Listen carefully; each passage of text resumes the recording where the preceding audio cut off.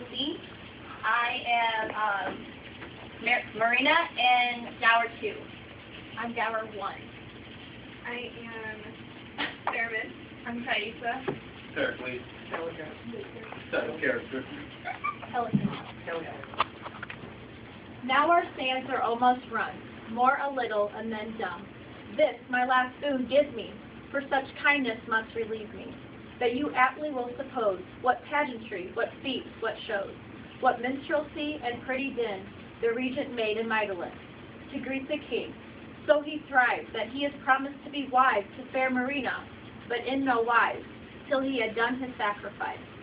As Diane bade, whereto being bound, the interim, pray you, all confound. In feathered briefness sails are filled, and wishes fall out as their will. At Ephesus the temple see, our king and all his company. That he can hither come so soon, is by your fancy's thankful doom. Hail, Diane! To perform thy just command, I here confess myself the king of Tyre, who frighted from my country did wed at Pentapolis the fair Thaisa. At sea in childbed died she, but brought forth a maiden child called Marina, who, O goddess, wears yet thy silver livery. She at Tarsus was nursed with Cleon, who at 14 years he sought to murder, but her better stars brought her to Mytilene. Against two shore riding, her fortunes brought the maid aboard us, where, by her own most clear remembrance, she made known herself my daughter. Voice and favor, you are, oh, royal Pericles. What means she, the nun? She dies. Help, gentlemen. Noble sir, if you have told Diana all the truth, this is your wife. Reverend Appearer, no. I threw her overboard with these very arms. Upon this coast I warrant you. 'Tis most certain. Look to the lady. She's but overjoyed. Early and blustering morn, this lady was thrown upon this shore. I opened the coffin, found their rituals, recovered her, and placed her here in Diana's temple. May we see them? Great sir, they shall be brought you to my house, whither I invite you. Look, Thais is recovered. Oh, let me look. If he be none of mine, my sanctity will to my sense the no good such here, but curb it by the seeing. O my lord, are you not Pericles? Like him you speak, like him you are. Did you not name a tempest, a birth, and a death? The voice of dead Thaisa. That Thaisa am I, supposed dead and drowned. Immortal Diane. Now I know you better. When we with tears parted in Pentapolis, the king my father gave you such a ring. This? No more, you gods. Your present kindness makes my past misery sport.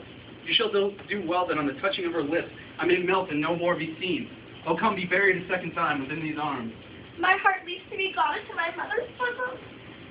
Look who kneels here. Flesh of thy flesh, Thaisa, thy burden at the sea and called Marina, for she was yielded there. Blessed in mine own. Hail, madam and my queen. I know you not. You have heard me say, when I did fly from Tyre, I left behind an ancient substitute. Can you remember what I called the man? I had named him off. Was Helicanus then? Still confirmation. Embrace him, dear Thaisa, this is he.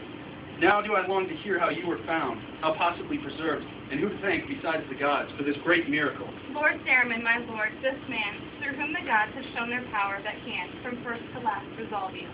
Reverend sir, the gods can have no mortal officer more like a god than you. Will you deliver how this dead queen relives? But I will, my lord. To teach you, first go with me to my house, where shall be shown you all was found with her, how she came placed here in your temple. No needful thing omitted. Pure Diane, bless thee for thy vision, and will offer night oblations to thee. Thaisa, this prince, the fair betrothed of your daughter, shall marry her in Pentapolis. And now this ornament makes me look dismal while I clip the form. And what this 14 years no razor touched, to grace thy marriage day I'll beautify. Lord Themin has letters of good credit, sir. My father said. Heavens make a star of him. Yet there, my queen, we'll celebrate their nuptials, and ourselves will in that kingdom spend our following days. Our son and daughter shall in Tyrus reign. Lord Theramon, we do our longing stay to hear the rest untold. Sir, leads the way.